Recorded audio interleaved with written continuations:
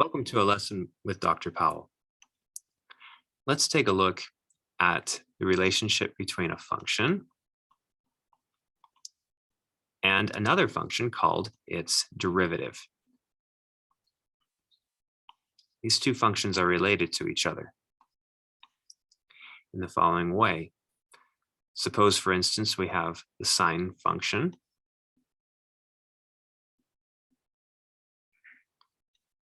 and the derivative function is a function in of itself, and what it does is it takes a point, takes an x value, and it outputs what the slope is on this function, sine x. So if we plug in a point, so for instance, if we were to plug in this particular x value, which is pi halves, the derivative function would output 0 for 0 slope. Let's make a little table.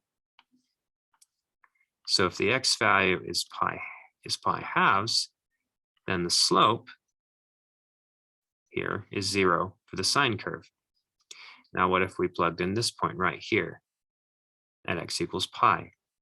The slope is actually -1. If we did a computation, we get a slope of -1. Over here, if we did 3 pi halves, notice we get a slope of 0. And we can keep going. If we did right here at 2 pi, we get a slope of 1.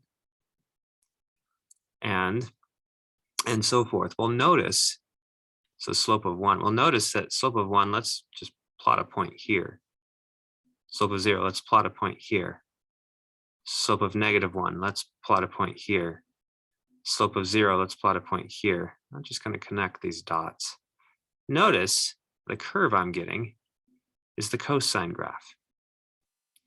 So when we say that cosine of x is the derivative of sine x, cosine x is telling us what the slope of f of sine of x is. It's kind of like sine of x is an odometer reading